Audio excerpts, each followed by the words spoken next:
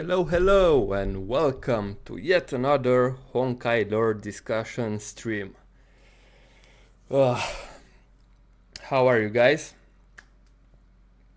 Hello. Bit of a funny story. I almost forgot that I have to stream. I started to do my dailies in Honkai Impact 3rd and was doing Elysian Realm, and I think it was only 20 minutes before I was supposed to start that I realized that, oh shit, I I need to start streaming. So today, wait. First, let me play a little bit with the volume to have some music. Okay, so today we are gonna talk about Aeons. Thanks for reminding me. I need to do ER. Yeah, I almost forget it and do it on the last possible minute. Usually Sunday evening.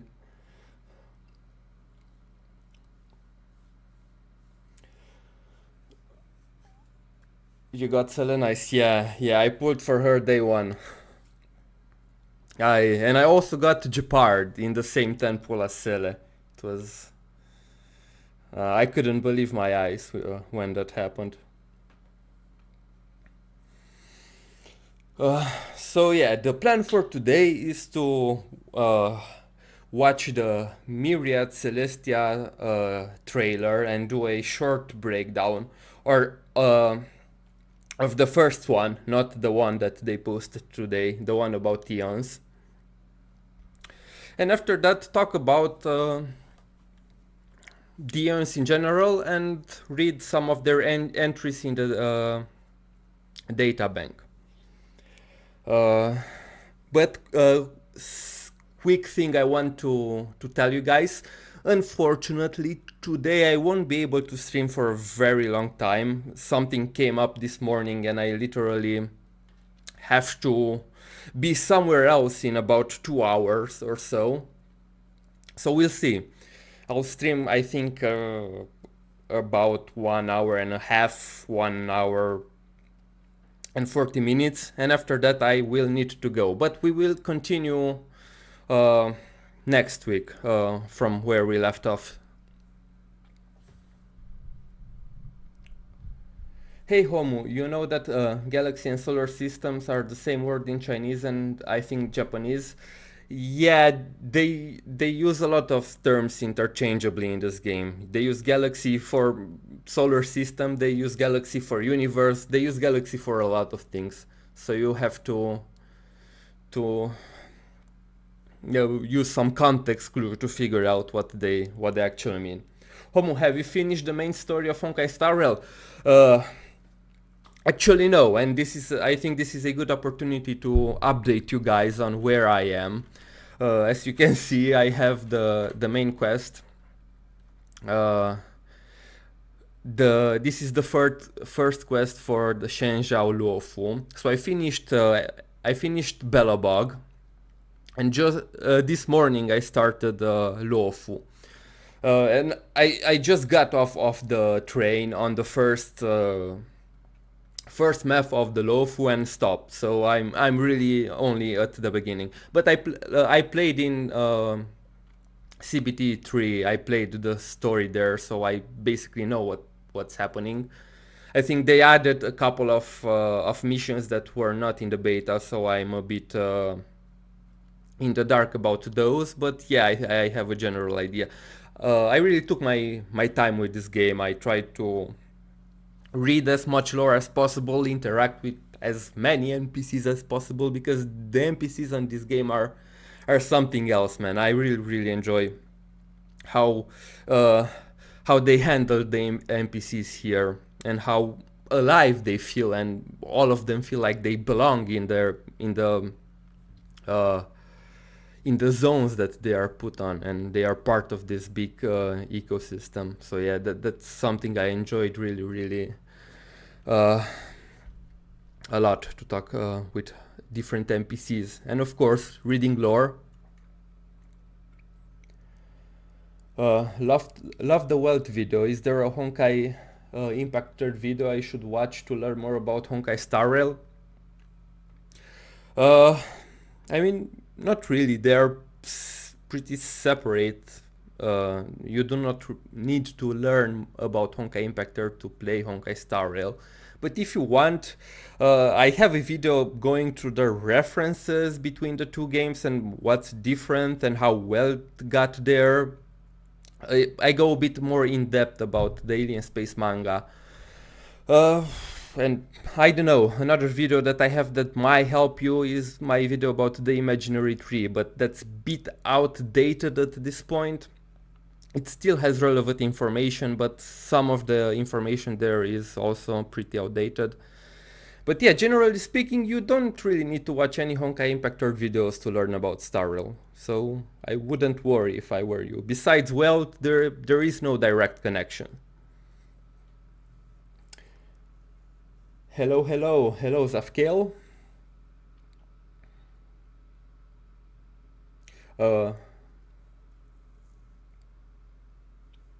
When did you get and do you have her weapon? It's really good for her. If you are referring to Seele, yes, I have her weapon. Right here, I mean light cone. Yeah, no, I wanted to get her for full gear. And I also got a Jeopard in the same temple, and also got Wealth. And I was really happy. Wealth was my first 5-star on the standard banner, because my first star was Seele and Jeopard were my first 2 5-stars, but they were on the event banner. On the standard wrap, my first star 5-star was Wealth, and he was my first 5-star in both CBT2 and CBT3. So I got him 3 times, basically. So yeah, to this point, me and Wealth are fated to share the same the same fate in this game. But yeah, I'm not complaining. I'm really happy that I got him. I mean, there is the Aeon of Finality, but take it as you will. Yeah, there is the Aeon of Finality. We will discuss about the Aeon of Finality and how it might relate to Honkai Impact Third, but for now we have no confirmed relationship between the two. So yeah, we'll have to see. Hey Homo, curious real quick, do you have any initial theories as to the significance of Luocha in the story, especially after this morning's trailer? I think he's more connected than he lets on. I mean, I only encountered Luocha once during CBT3. I imagine that he appears more in the release version since they added more missions. But yeah, I only have a brief context about his involvement in the story. I know that he is carrying a coffin, which is very interesting and very similar to how he was during the Shattered Swords visual novel, when he went to Shenzhou and traveled with Su Shang. At the time, he also was carrying a coffin around. So yeah, I'm interested to see what's in that coffin. Is it a white-haired Valkyrie named Callan? Or some sort of Callan XP? Well, it really said, bye Tesla, I'm going to bike milk.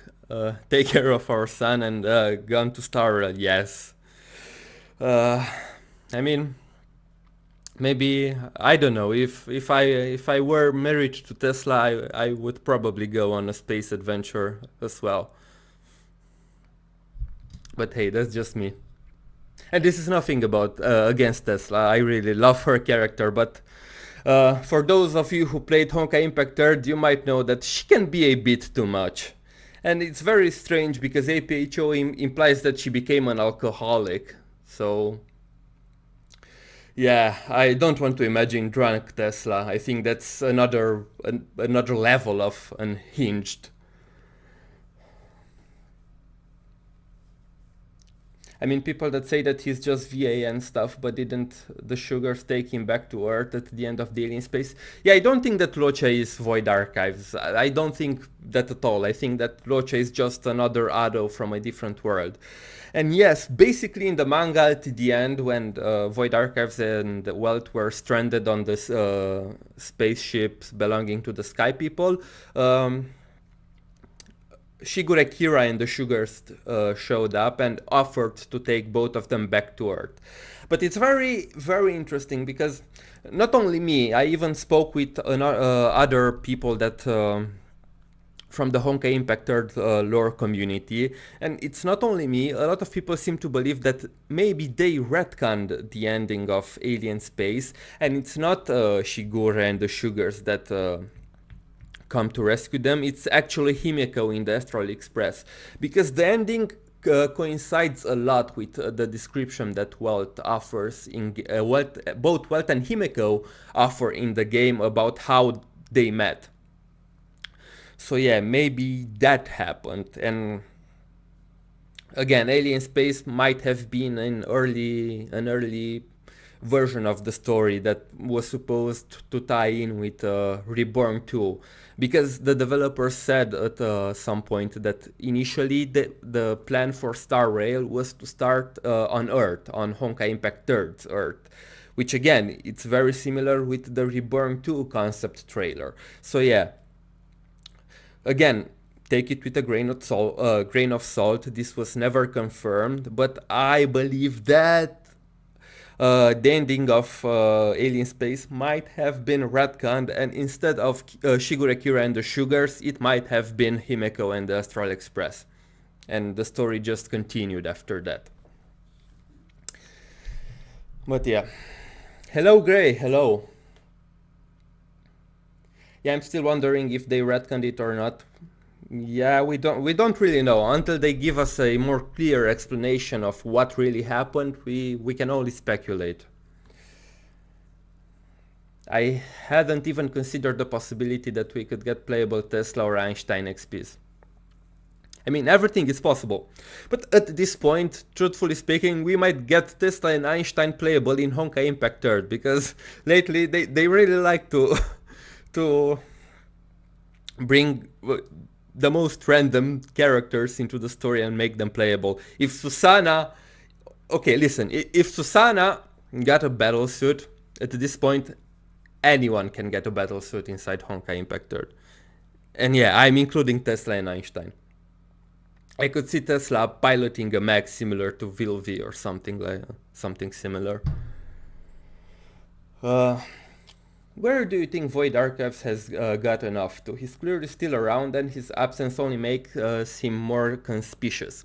Well, Welt mentions in Star Rail that he basically just got off the Express because he had something to do or had another goal. So we have no idea. He's planning something, that's for sure, because they teased him too much in Welt and Himeko's and even March 7th's dialogue for him not to be relevant at some point. So yeah, he might be up to something, which is strange because if you think at Void Archives, he's basically programmed to protect, to eradicate Honkai from the Earth. So I find it very strange that he has other motives that are not on Earth or are beside that. But who knows? We'll have to wait and see.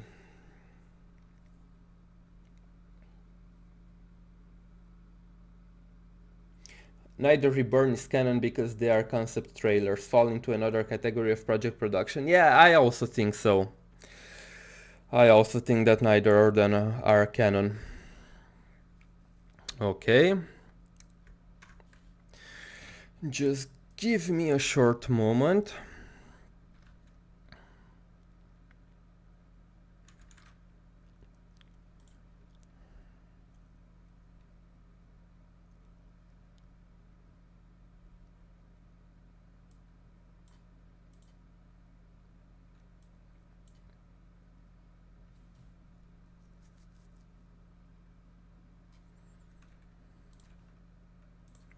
Oh, let me Awesome. Okay. Before we get into the discussion, and let me hide the chat while we're on the trailer. Okay. First and foremost, we're gonna watch the trailer from start to finish, and after that we are going to do a small breakdown. Nothing really crazy, just some small things that I have observed and I have seen other people point out that I thought they were interesting. And after this, we will go and talk more about the lore of the Aeons.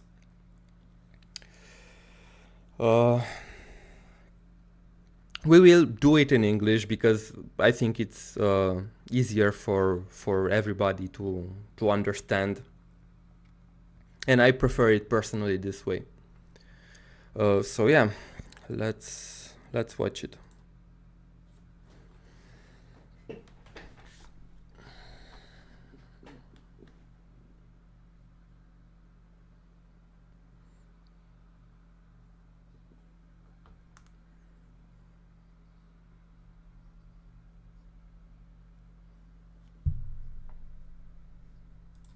Wait, no sound? Okay, give me a second.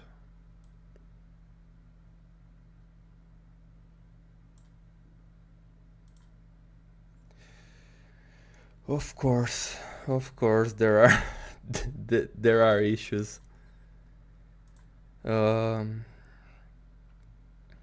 Yeah.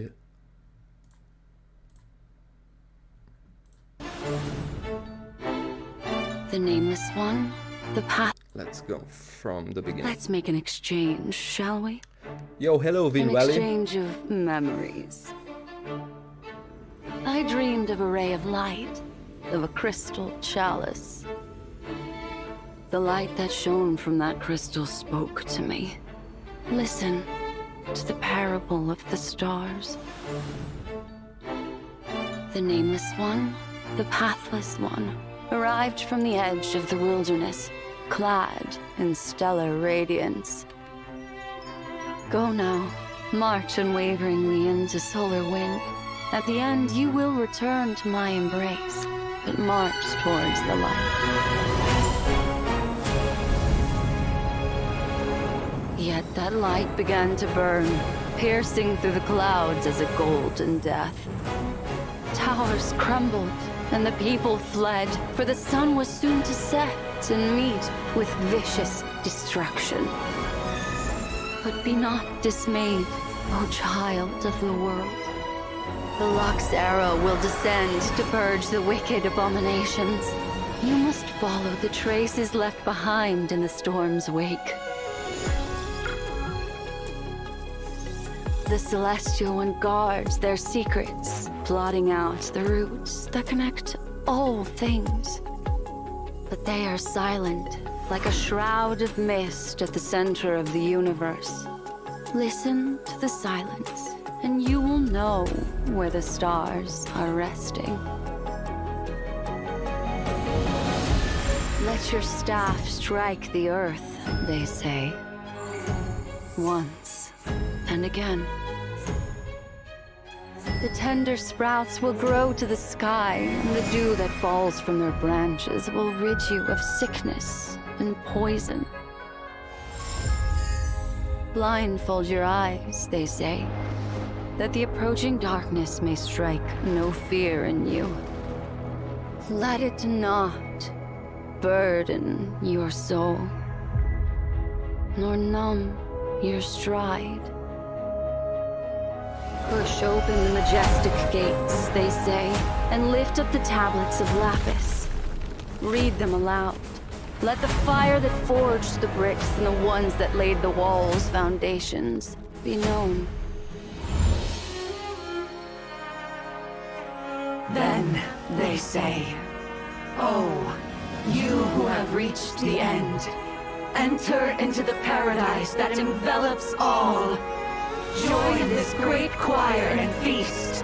Listen to the beating of billions upon billions of hearts, holding you in their embrace."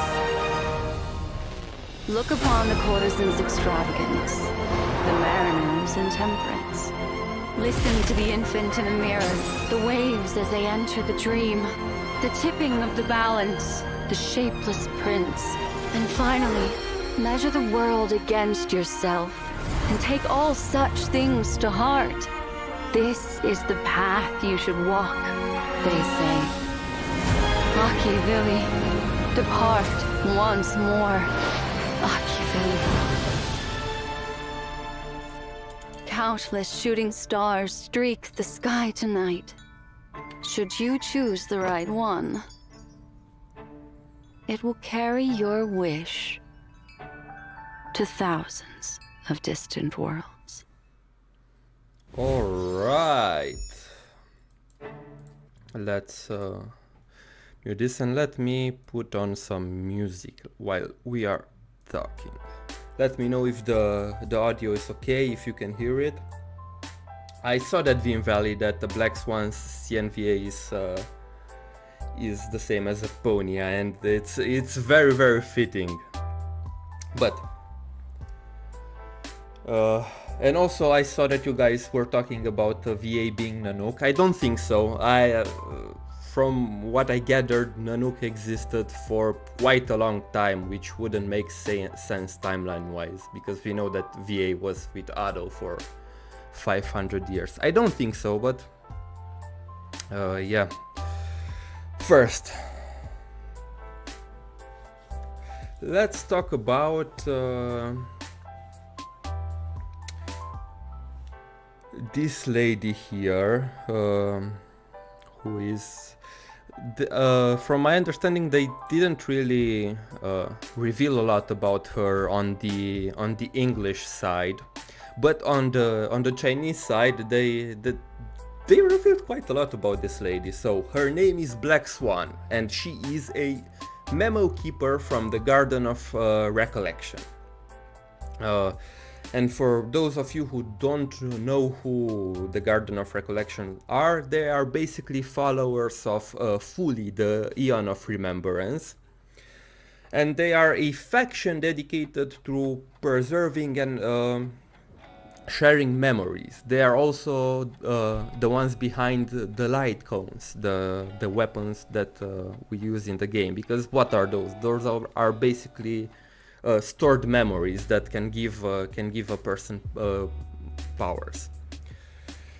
So yeah, she's one of them. I saw some people theorizing that she might be an emanator of Foley, and honestly, it could be, given the fact that she seems really, really important. And we know about memo keepers that they have no physical body, and they have the ability to travel between worlds and store memories. Even in the game, we've encountered one memo keeper. It's the person that introduces us to the Forgotten Hall. Yeah, I think Black Swan is an emanator of remembrance. Yeah, she might be. Akivilli and MC connection confirmed. I mean, not confirmed, but there are some things that point out that they might be related. I mean, it's very interesting about Akivilli because a lot of the times when they show Akivilli, they actually show the Astral Express. And Himeko says at one point that Akivilli's heart lies and powers up the Astral Express itself. So it's very confusing. Maybe Akivilli is the Express, or there are other theories that present that maybe Pom Pom is some sort of gobified Akivilli, and that the Aeon didn't really die, it just reverted to that form. Because again, Pom Pom is a very strange and mysterious existence that nobody can explain that easily. And it was always with the Express, because if you talk with Pom Pom,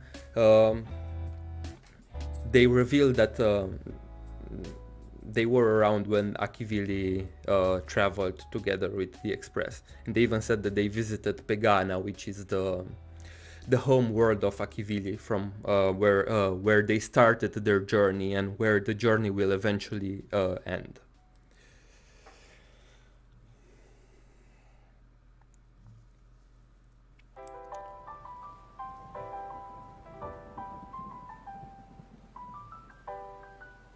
Two CN lines after Sipe that I found interesting. One, look at the Piero of the palace and their rhetoric, hedonism. And two, and let us welcome with respect the shapeless prince, the one who travels against the current.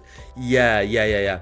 The second one might be referring to Terminus from what we know, because we know that Terminus is an Aeon that travels backwards in time. And even in the game, there is a memory bubble in the Herta space station. I don't know if you guys collected it, which talks about a being that tries to travel backwards through the imaginary tree to reach the point that started it all, the point from where all the words started to branch. And from the description that they give us about Terminus, they might be referring to him, which is very, very interesting.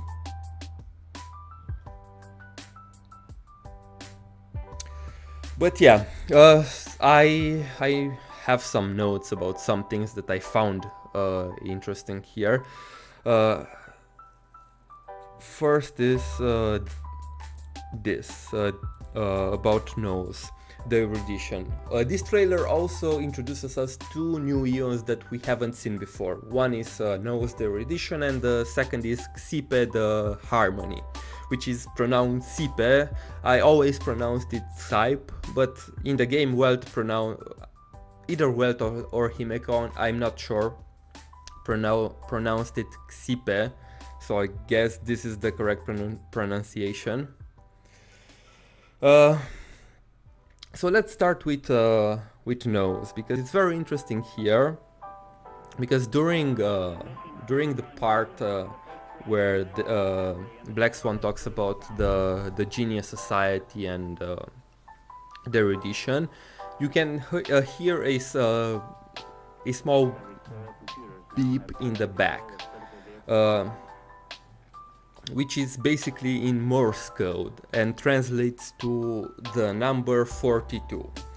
And for those of you who are not aware, the number 42 is a reference to the Hitchhiker's Guide to the Galaxy, which is a book where a massive supercomputer was made to determine the answer to life, the universe, and basically everything.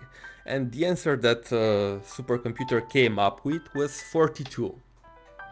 And we know that Nose is also a supercomputer that ascended to Aeonhood. So that's a very nice bit of reference there. Yeah, 42, the answer to the universe and everything that exists.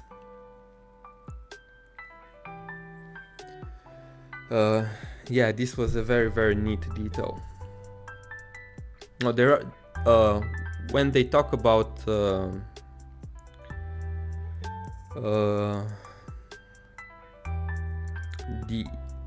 they first talk about the 7 Aeons that have a pet in a playable pet in the game right now, and after that they basically go through the others in very quick succession. But as many pointed out, there is a, let's say, a special Aeon, let me find it here, which is Terminus, the Aeon that presides over the path of finality,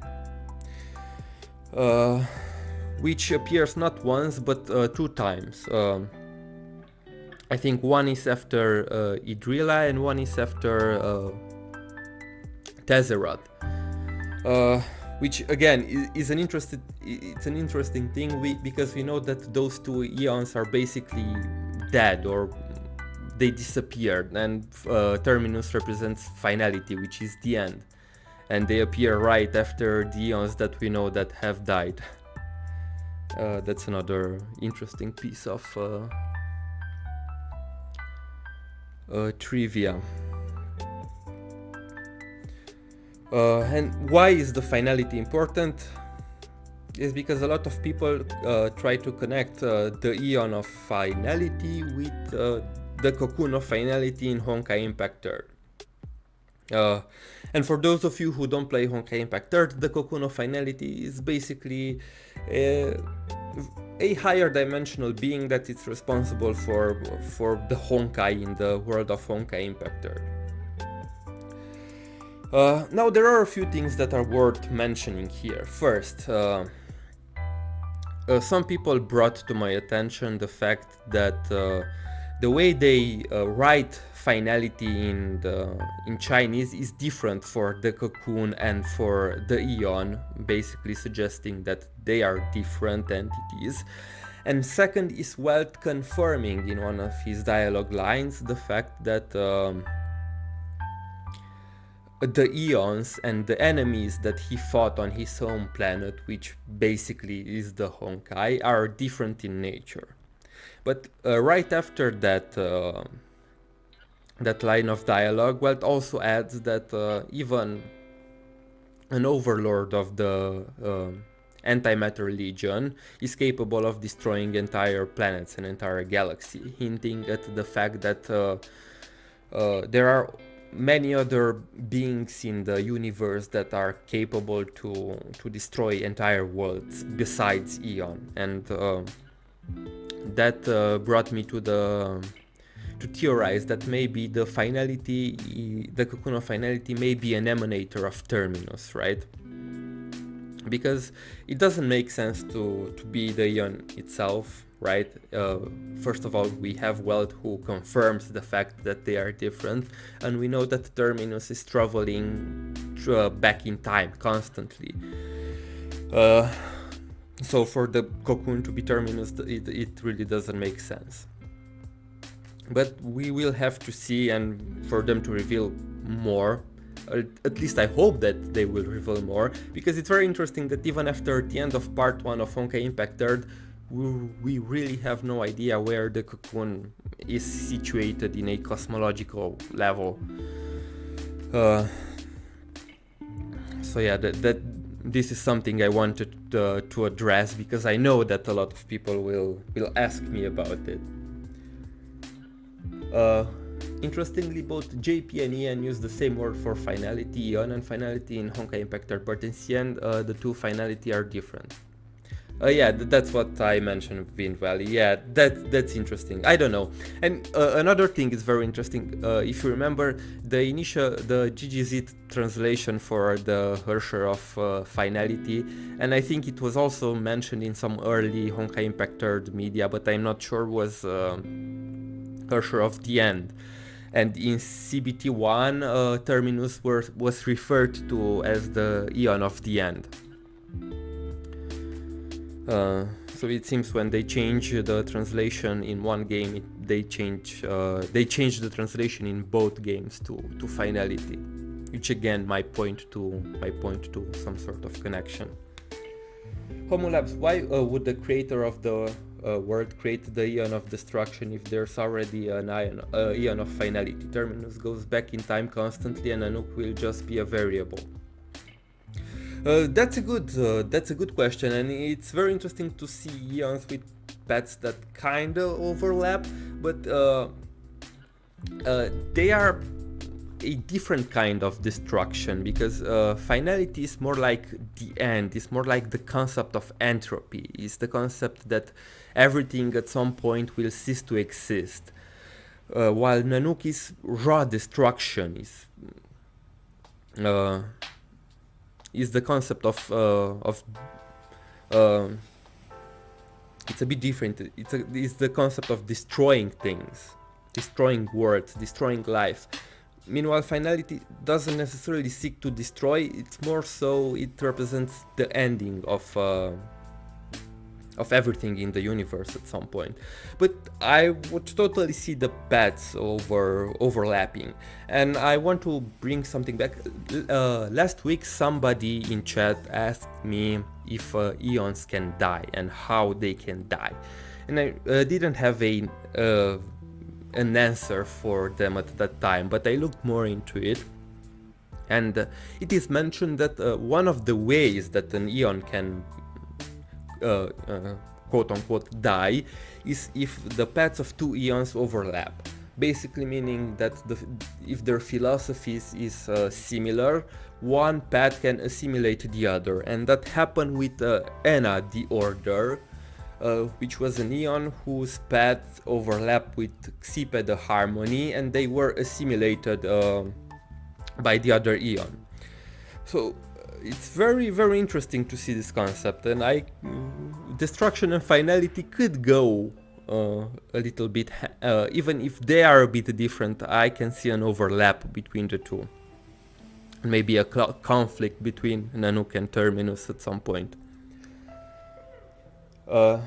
Kafka says that there are three ways. Yes, there are three ways. One is to overlap. The second, if I remember correctly, is literally for one Aeon to be stronger than the other. And the third, it is not mentioned, so who knows.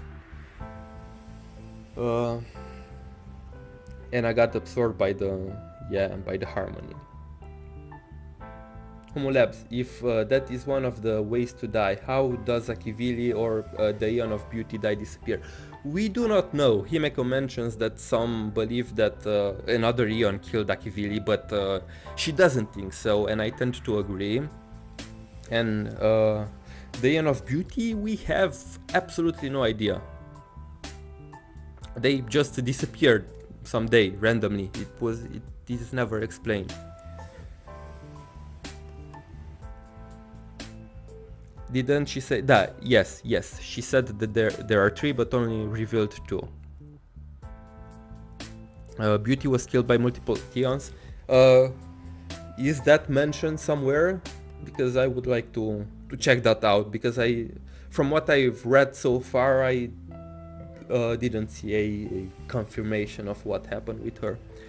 Homo Labs, a comment I read stated that the third way which Kafka did not tell us is that an Aeon can die when they stray from their path, like after Lan killed Yaoshi, Lan would die. But is that considered straying from their path? It's more like achieving their goal, which I can see, because Himeko says that Aeons are restricted by primum mobile, which means basically that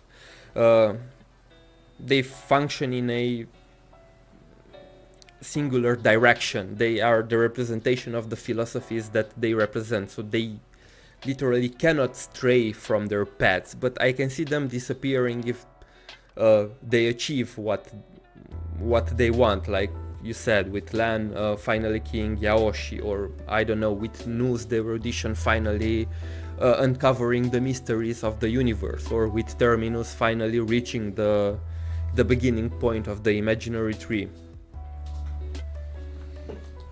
But yeah, that's a very interesting idea. Not confirmed, just a theory. Right.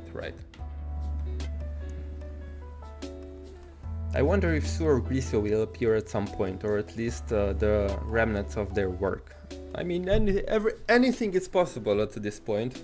Who knows? I honestly tend to believe that after Wealth and Void Archives, Hoyoverse won't do too much direct connections between the game, so if Su and Grisio were to appear, I think it's most likely for them to appear in Honkai Impact 3rd, but who knows.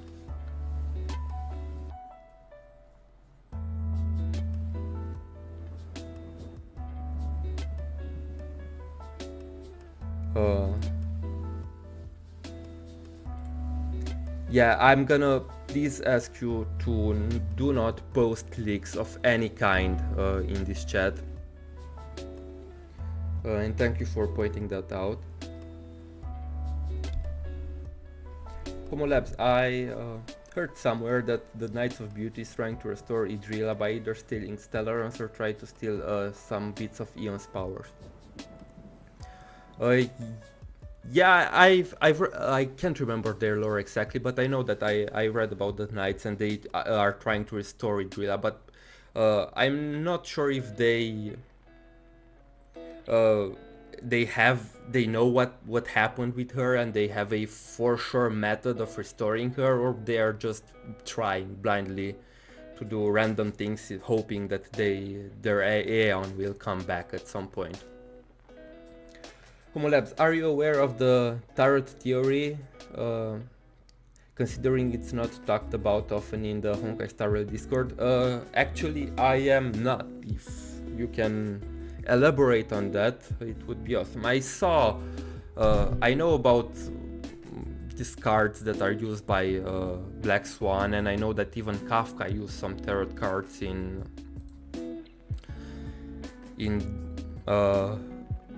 one of the trailers, or if you're referring to the fact that each tarot card represents one of the paths that we will eventually have in the game. I've heard that theory, but if it's something else, I would like to know. Homo, I used to think Su might have met Noose after that, but after seeing how much Aeons don't care about mortals, I highly doubt Noose will speak to many words to Su. Yeah, I also don't think that it's Noose. Maybe another Aeon. But like you said, they don't really show much interest in mortals. Thank you for becoming a member, Rencho. Thank you. Really appreciate it. I also tend to think that the existence that Su met in the second key manga might be different from Aeons, because yeah, they seemed very interested in Su. They even offered to play a game of Go with him, and I would doubt, from what we know about Aeons, that they would want to just play a game of Go with mortals. Homo Labs, isn't it strange that Black Swan's voice starts to overlap with Harmony in the trailer? Makes me think that Black Swan is an emanator of Xipe. We don't know if she is an emanator of or not, but we know that she belongs to the Garden of Recollection, which are followers of Fuli, the Aeon of Remembrance. So she is most likely related to her.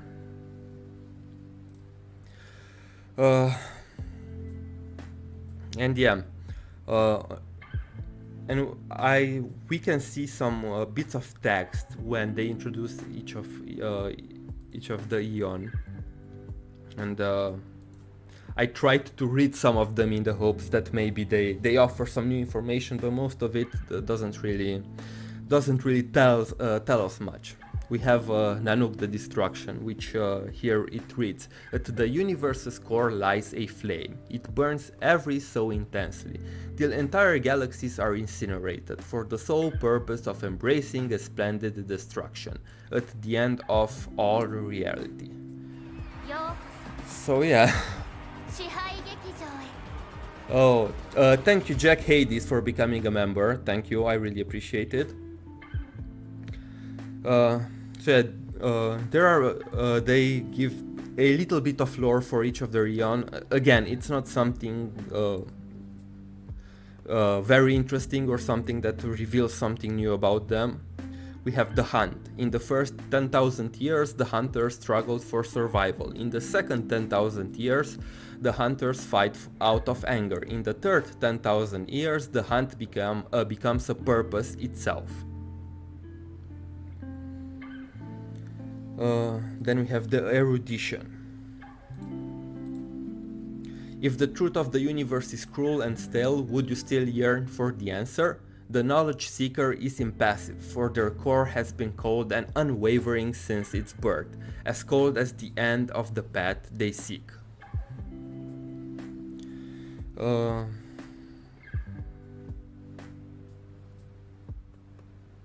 Then we have Yaoshi the Abundance. She feels sad, for eternal life did not let her accumulate infinite wisdom. Instead, those she had once cherished faded into obscurity over time, never to return.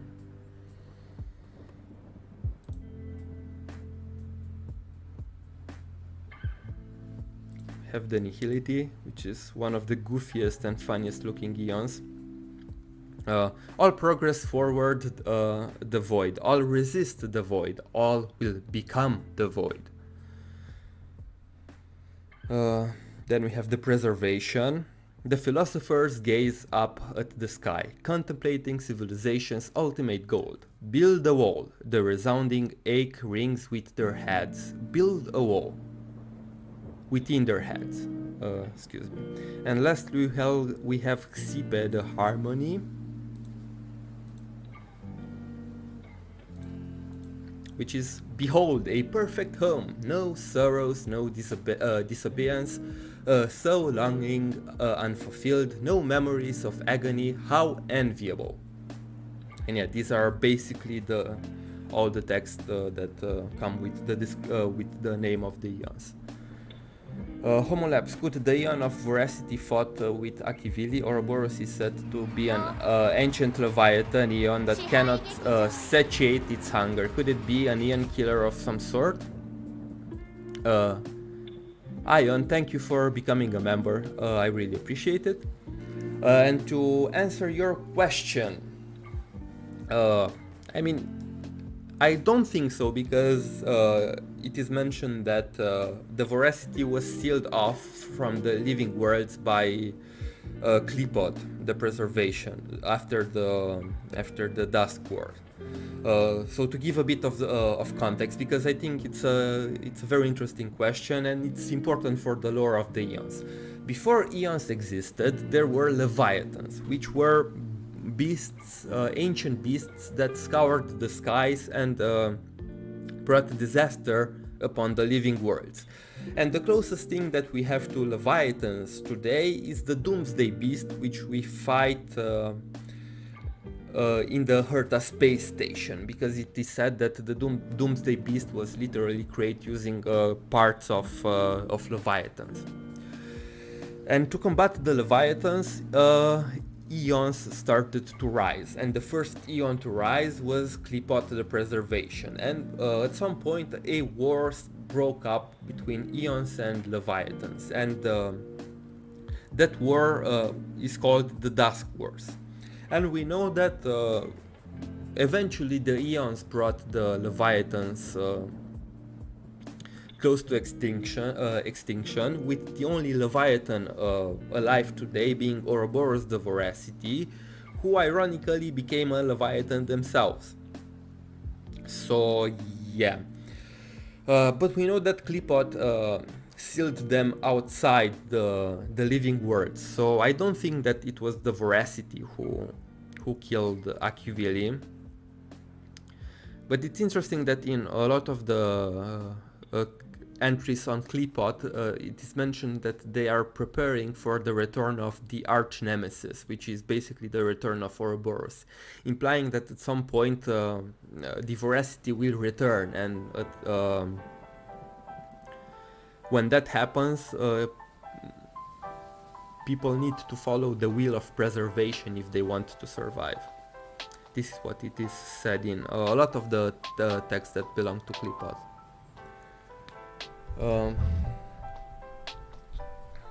Homo, I saw a really good deep dive analysis video by a Genshin Theory channel called Well Milk. I think you would really like to watch it maybe off stream. Sure, I will search it up. I know about them, I know that they do Genshin lore videos, but honestly I haven't much time to watch anything these days. Been very busy. But next week I really want to be over with the main story so that I can focus on reading the lore, because right now I'm trying to focus my attention in so many directions. But yeah, I will check it out.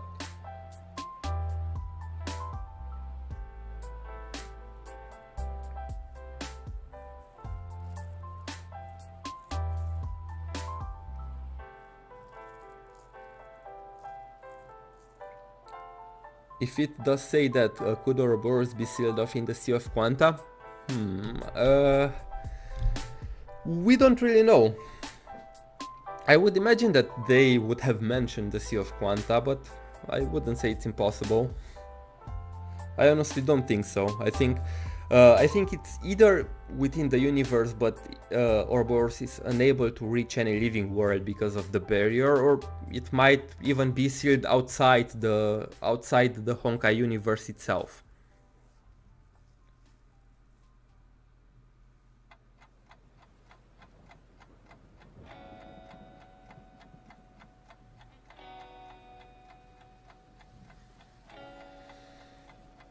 Yeah. And these were pretty much the things that I wanted to point out in this trailer. Like I said, nothing too crazy. I think that the most interesting thing that this trailer revealed are not even the Aeons for me. It's Black Swan herself, and I'm most curious about her involvement in the story. Oh, and here we can see 2 light cones, and if I remember it correctly, these are 2 3-star light cones. One is for preservation and one is for destruction. And I know that somebody mentioned the tarot card theory, and I wondered if this is that theory, because these are the pets that the Trailblazer can have now in the game, and we see one a bit closer. And a lot of people theorize that this might be a light cone of the hunt, symbolizing that the next pet will be most likely the hunt, since we are in Shenzhou Lofu, which is associated with Lan the Hunt. But yeah, this is another interesting thing.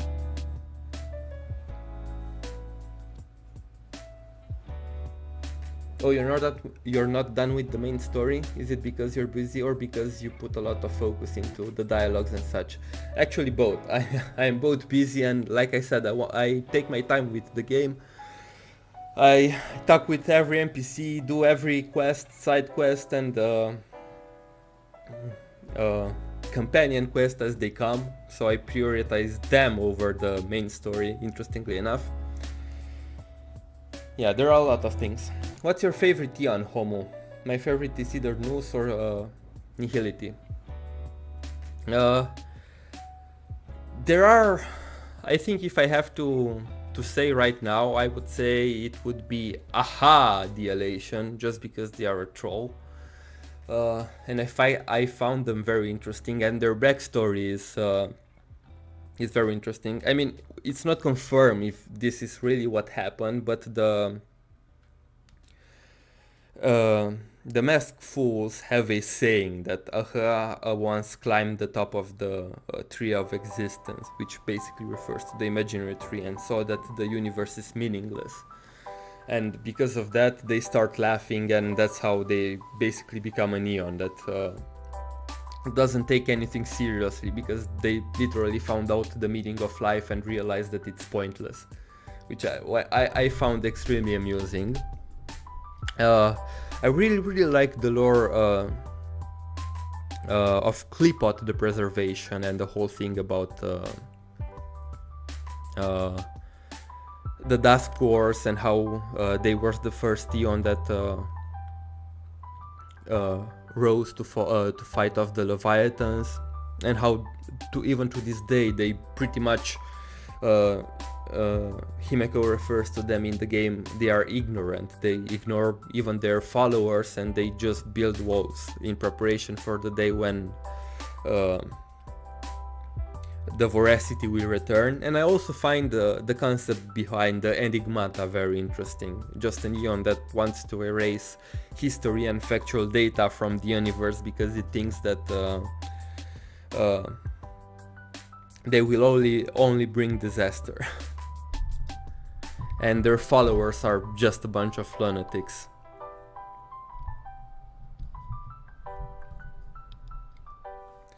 Homo, a Stellaron can tether themselves to an Aeon's pet. They answer human collective wishes. Really makes me think of the Holy Grail in Fate series, Mind Over Matter. Arwit reviving Akivili.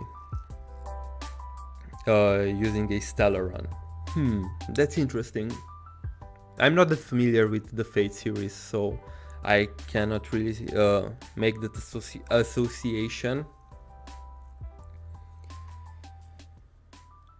But yeah. Enigmata and Remembers is an example of two pets that contradict each other, which I find it interesting. Yeah, I mean, there are more if you think Enigmata and the Erudition also contradict each other. The Destruction and the Abundance also contradict each other. And the Hunt and Abundance, of course. I wouldn't say that they contradict each other. I mean, yeah, they do, because the Hunt is all about destroying your enemies.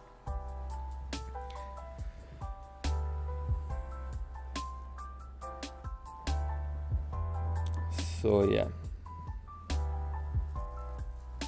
Eon of fake news, yeah. basically that.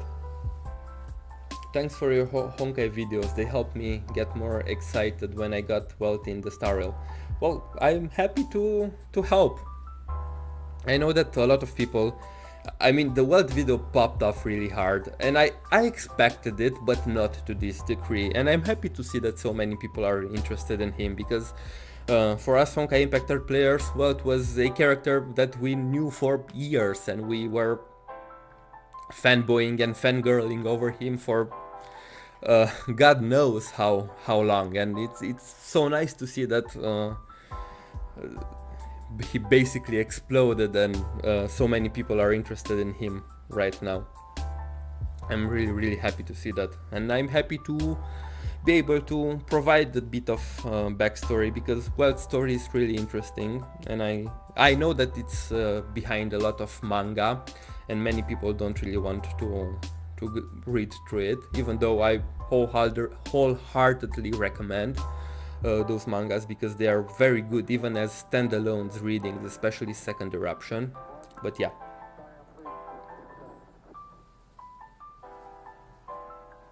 Talking about Wealth, I didn't know he had a wife. The dialogue about his wife is very interesting, because it is never outright mentioned that Tesla is his wife, but it is mentioned by Adam during APH01. He has a line of dialogue which states that he is married, and later it is also mentioned that his wife has red hair and is an alcoholic. So yeah, by process of elimination, only Tesla makes sense, especially if you read the Second Eruption manga and you saw the relationship between the two of them, because the manga slightly implies that Tesla might have feelings for Wealth.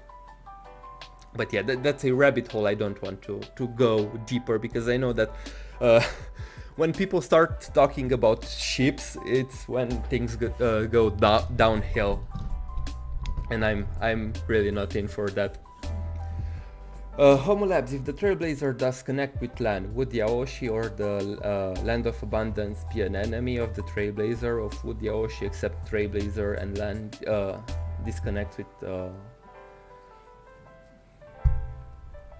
I honestly don't know, because we knew that he received a glance from Nanook, which is the Eon of Destruction, and Nanook is basically everybody's enemy, so and if we apply that logic now, everybody in the universe should hate the Trailblazer, but I don't think that's the case, even if it will eventually attune to the Path of Hand, because to be honest, at the end of the journey, probably the Trailblazer will be attuned to all of at least all the playable paths, right? So it doesn't really matter.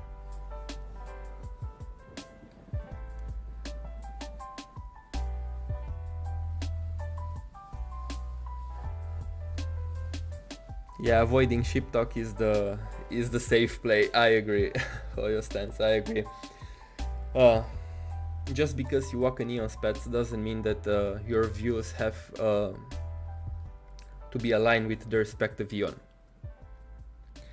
I mean, you have to have at least a certain degree of overlapping philosophy with that Aeon to walk on that path. Otherwise, it wouldn't make sense. But unlike Aeons, who are the representation of the set philosophy, they are the embodiment of the set philosophy. Path Striders are not. They are They are basically, they have free wills, which Aeons don't really have. And yeah, I mean, and it's also the fact that the pets that we see in game for some of the characters might not be the actual pets that they have in lore, because it's a bit strange. I think it's more so a gameplay thing, because even Dan Heng and March mention multiple times that they are attuned to the pet of Trailblaze, which makes sense because they travel with the Astral Express, but in game they are hunt and preservation. And we even know that the pet of Trailblaze gave them special powers, like they can resist the cold of Yarilo 6. This is mentioned by March on the Express, and I think it's also mentioned during Natasha's companion quest, when the Trailblazer mentions that they are not cold because the pet of the Trailblaze protects them.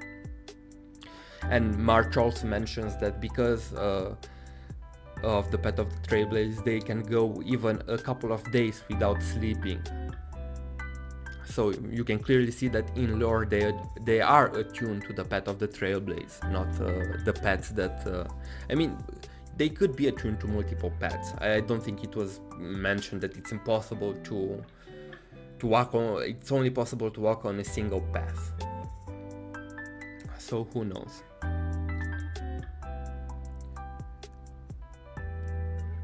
Who do you think will die? Wealth of Himeko? Well, hopefully none.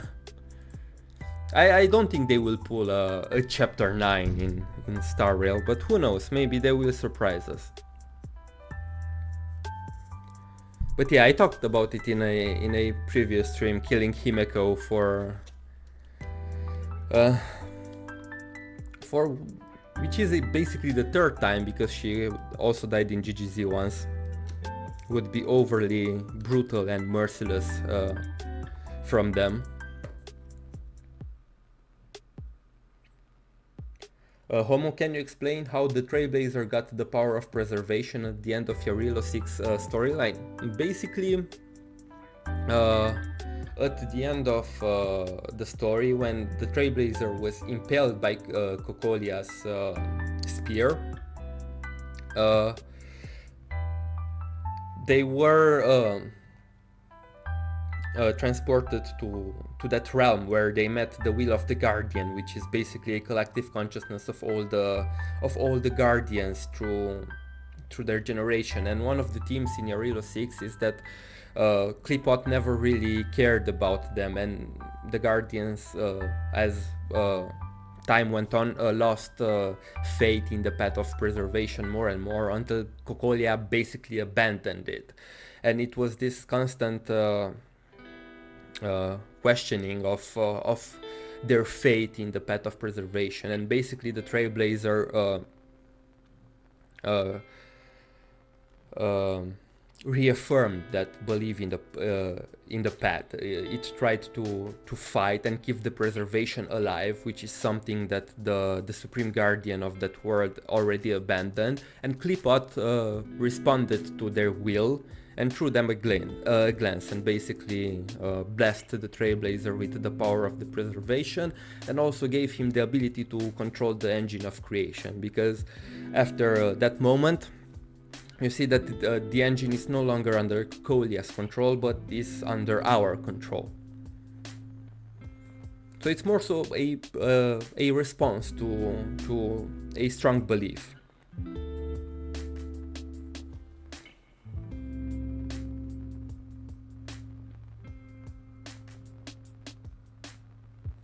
Are we assuming that just because you receive a glance from an Aeon that you have to walk their path? I mean, you can walk a path of an Aeon without receiving a glance. I mean, most of the path striders do not receive a direct glance from an Aeon. That's not a requirement to attune to their path. But there are a few who do, and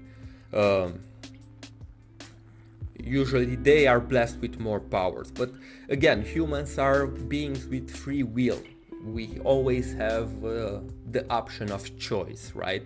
So even if an Aeon offers their powers and open up a path to a certain human being, the human being will always have the option to refuse, to walk away. But usually I don't think an Aeon would really be interested in a human being that has nothing to do with its philosophy, with its path. We know this. The Genius Society is a very, very good example, because we knew that the people that joined the Genius Society are people that are recognized by Nous, the erudition, and Nous throws a glance of them, and basically Nous only chooses the people that it thinks that can help it in uncovering the mysteries of the universe, which are already people that are scholars and have an affinity, let's say this way, have a natural affinity towards its path.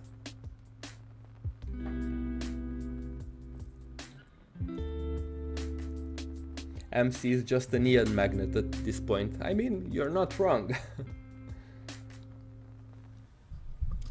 Are we on an emanator of destruction and preservation because we were glanced by both Nanook and Klipos? I don't think so. I mean, it was never confirmed, but it is known that the Aeons can throw you a glance without making you an emanator. And I can see where the confusion can come from, because to become an emanator you basically receive powers directly from the Aeon, and I can see why people think that they are the same, but from the implication that I have read in the game, you can receive a glance from the Aeon and not be necessarily an emanator. Yeah, because we know that basically all the members of the Genius Society receive a glance from Nous, but I don't think that all of them are emanators of Nous. Only a few select of them. So yeah, I don't think that the Trailblazer is an emanator, but they may be. I don't know, it was never specifically stated. But we also know that emanators are extremely powerful beings, so yeah. Homolabs, I'm just being smart, won't get Nous attentions. Like Aha giving a bug, all his elation, imaginary energy giving it cosmic IQ, still didn't get the bug into Genius Society. Yeah, I read that. So yeah, for a bit of more context, what win value refers to is the fact that Aha, the Aeon of Elation, once tried to do an experiment for their amusement and basically made a space worm an emanator and gave them extreme intelligence to see if they will be able to join the Genius Society. And of course they were unable to do so, but it was funny. And this is also another reason why I love Aha as a Aeon, because they just do random things like this. Based on the current state of the game, which Aeon do you think is the bad guy? I mean, I don't think you could apply the concept of good and bad to Aeons. They represent some concepts, they represent some philosophies itself, so you have to realize which philosophy is damaging or can cause harm to living beings.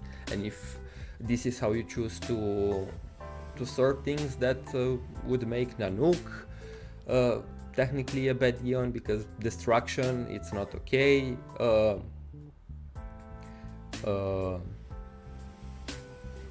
The Voracity or Boros, again, because we know that Leviathans want to devour worlds. I would say that even Yaoshi, the Abundance, can be considered bad, because yes, they grant immortality, but at the same time we know what that immortality brought to the Shenzhou Alliance, and it's not very good.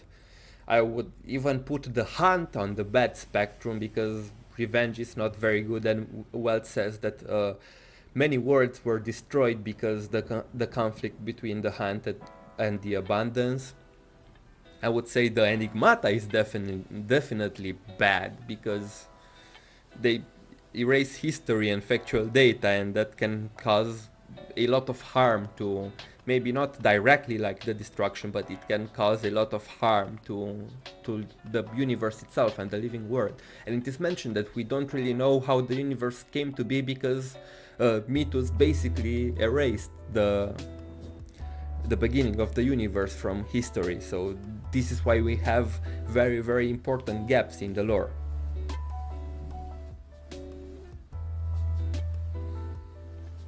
Yo, Vanity, hello, hello. Hello. Awesome. Thank you for subscribing, Alucard. Guys, if you are interested in the lore of Honkai Star Rail, I really recommend checking out Ezreal Vanity. They also cover the lore of the game, and they do a lot of theory videos, and they are very good. Let me throw the link in chat.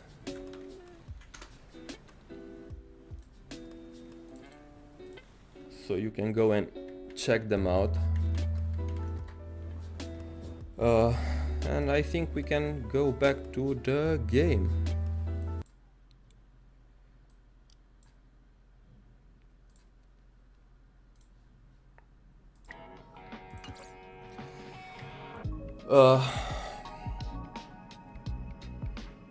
Appreciate, no problem. You really deserve more subscribers, like I told you.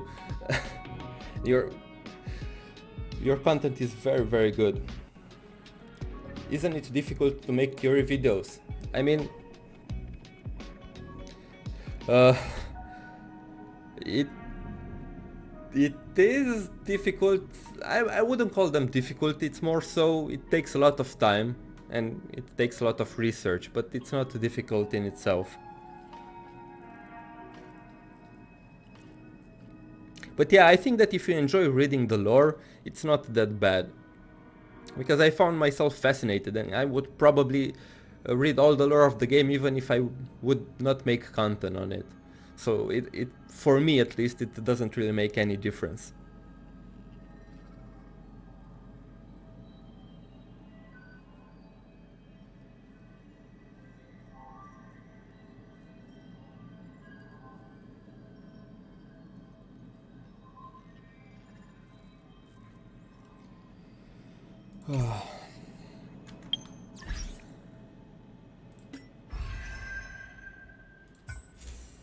Yeah, and I wanted to talk a bit about Aeons.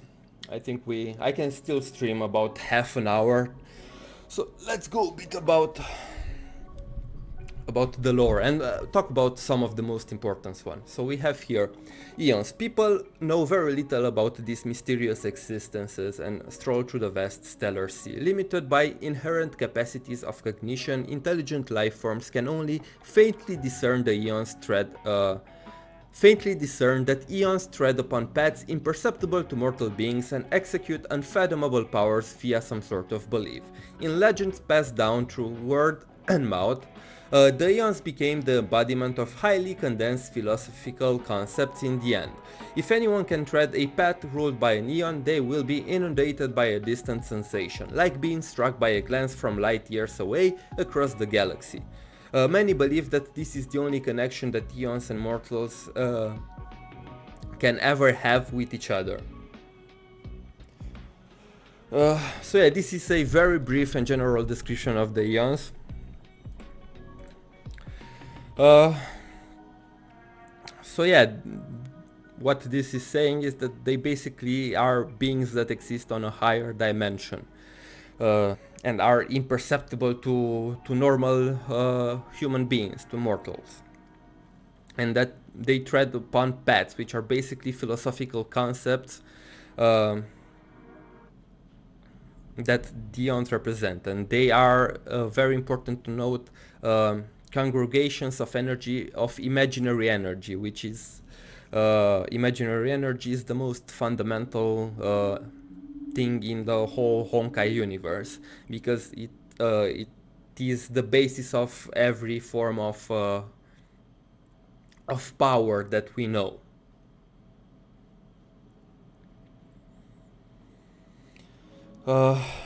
And yeah, in the archives they only list 16 Aeons, but there are a few more. I think there are 19 in total that we knew of. they Terminus is not here from what I saw. Anna the Order is not here, and I think one more is missing, but I'm not sure. Or there are only 18, only Terminus and Anna are missing. Which again, very interesting. The absence of Terminus.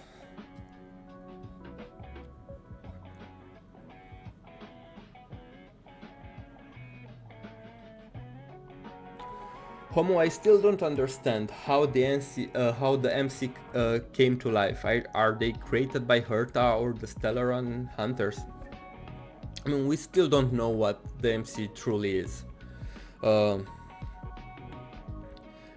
For sure they are not created by Herta, but they might have a connection with the Stellaron hunters. But again, we lack 5 more years of the story to say that for sure. Because trust me, knowing how Hoyoverse operates, we won't get any answers anytime soon. Because they really like to stretch out their stories.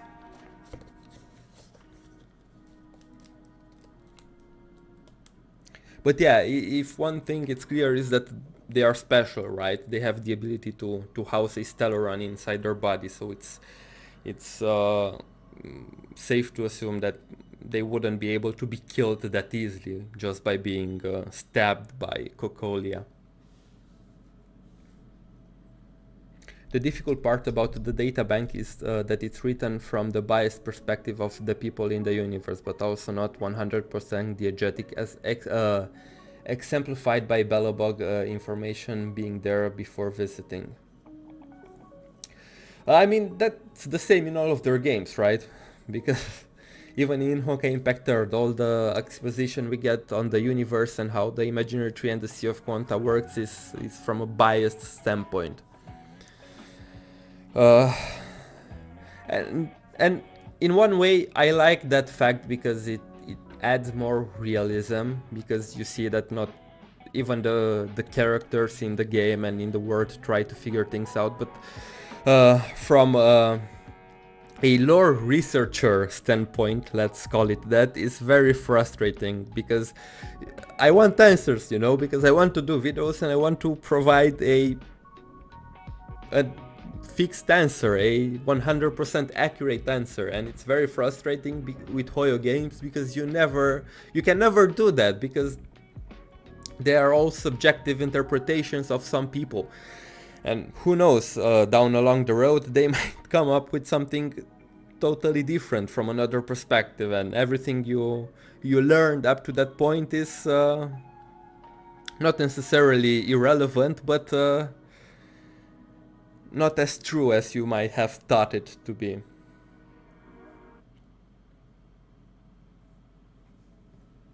According to March, the Express Crew aren't human. Makes sense, they won't die easily. I mean, they are... Did she mention exactly that they are not human? Because I remember her saying that they are all special in some way, shape or form, but... I don't know, I mean, Himeko seems pretty human to me.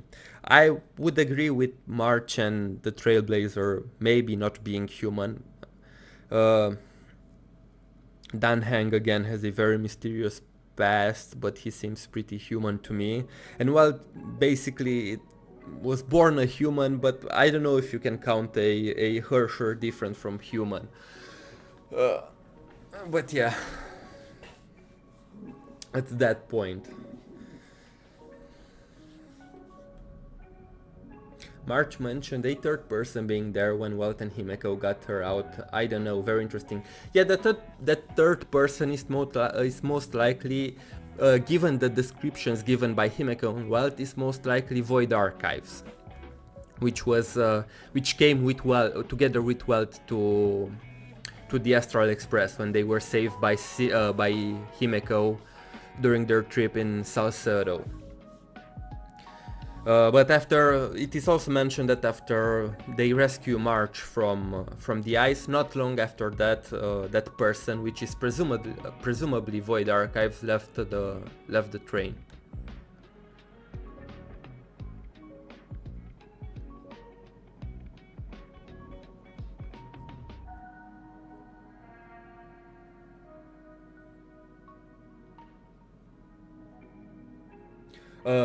What's Void Archives? You can click it to my channel, and I have the video explaining Wealth's past. You can watch that for more information of Void Archives. But let me give you, for the people who don't play Honkai Impact 3rd, I will give you a very, very brief description of Void Archives. Void Archives is basically a sentient divine key. What is a divine key? The divine keys are weapons, very powerful weapons in Honkai Impact 3rd, that are relics from the past. I will not explain where they come from. All you need to know that they are very, very powerful. And Void Archives is basically a sentient weapon who inhabited one of Ado Apocalypse's bodies, because Ado, in order to prolong his life, made multiple bodies for himself made of a material called solium, and he basically transferred his consciousness from one body to another. And after, at some point, Ado leaves, let's say that, Void Archives, who was trapped by Ado for 500 years, takes over one of his bodies. And in APHO, the Void Archives has a mission, and that mission is to eradicate the Honkai from Earth. And in APHO, which is a basically a story in Honkai Impact 3rd that happens 8 years after the Honkai was sealed on the moon, Void Archives brings an alien race to Earth in order to get rid of the Honkai that was sealed on the moon. And I'm not gonna go into details. After everything is done on the Earth and they manage to solve the situation with that alien race, Wealth and Void Archives infiltrate in one of their spaceships and travel through space in order to make sure that they deal with the aliens for good. And these events are shown in the Alien Space manga. It's a Honkai Impact 3rd manga that you can check out. But at the end of that manga, it is implied that Wealth and Void Archives set out to travel to another world to search for Himeko.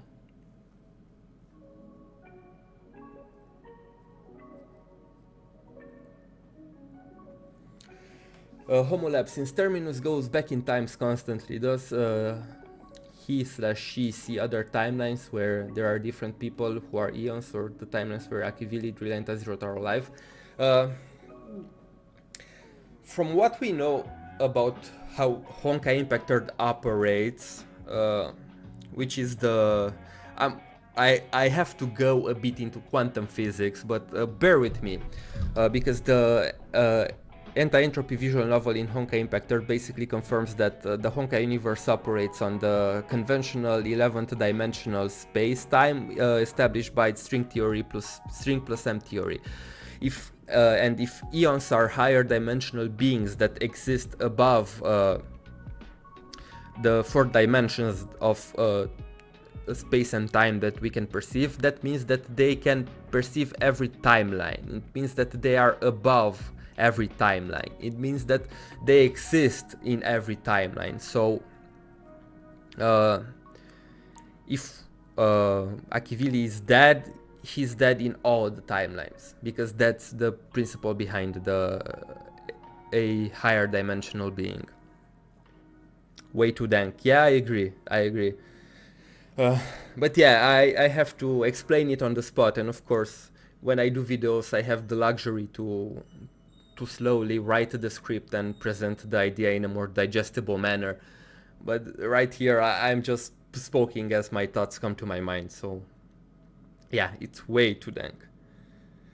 But the idea is that I don't think so. If Aeons are higher dimensional beings, if one of them is dead, it should be that in every timeline and in every possible branch of the imaginary tree.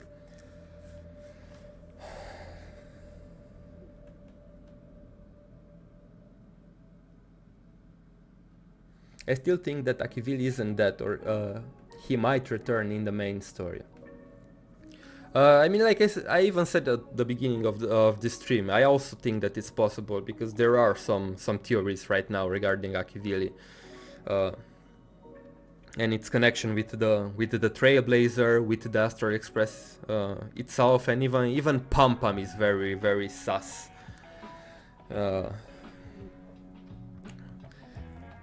So who knows? But one interesting thing about Akivili, which I found, it's something that I didn't found on any other Aeon, is the fact that Akivili and the Nameless would frequently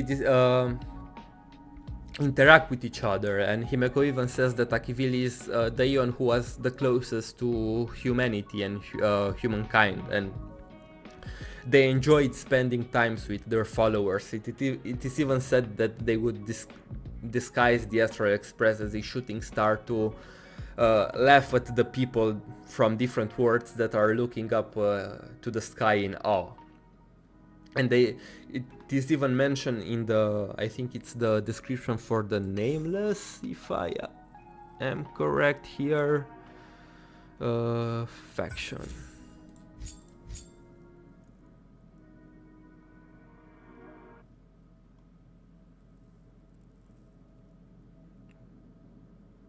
It is even mentioned that Akivili would drink wine from countless words and play music together with the Nameless. So yeah, it's very interesting to see an Aeon that is so close to humanity, because the game from the get-go presents Aeons to us like these beings that are not interested in mortals, right?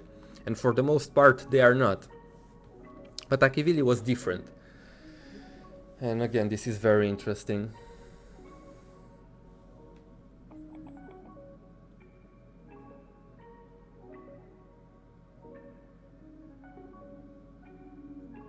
Everyone calling Pum Pum says, but you're all just jealous of his fashion sense. I mean, I'm not gonna disagree. He do be rocking that that coat and that hat.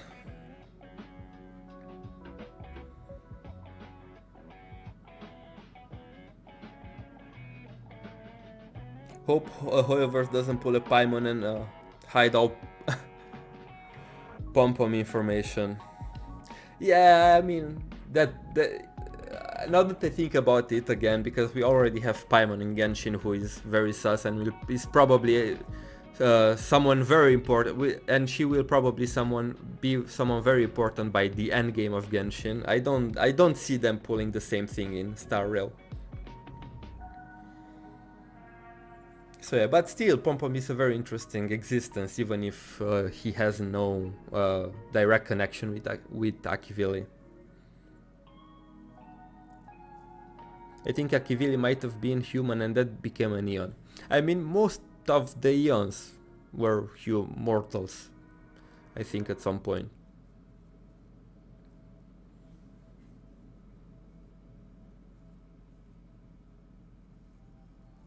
Is there a Honkai Star Rail lore Discord or something? I feel like I'm on my way aside from here. Unfortunately, I don't think so. Only if you have any questions, only in the official Discord. You might have luck if you ask some people there, but I don't think there is any dedicated lore Discord for Star Rail.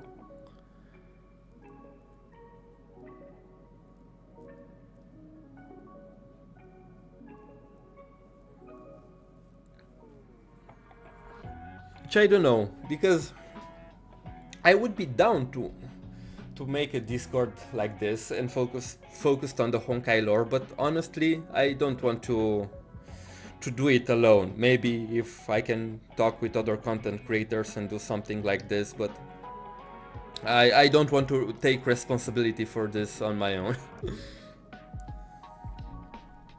Maybe a group project with other people interested in the lore and other content creators.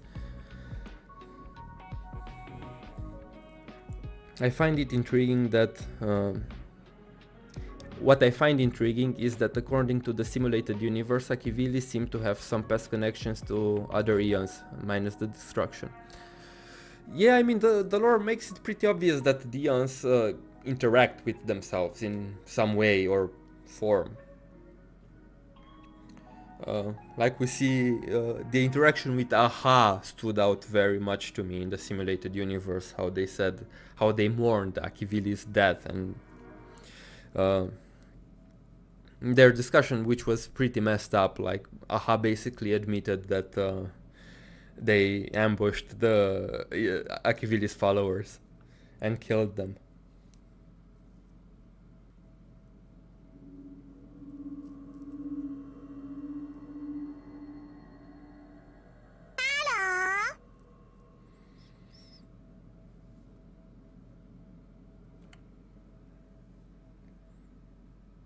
Thank you for subscribing, Rev V. Hope I pronounced it how it should be pronounced.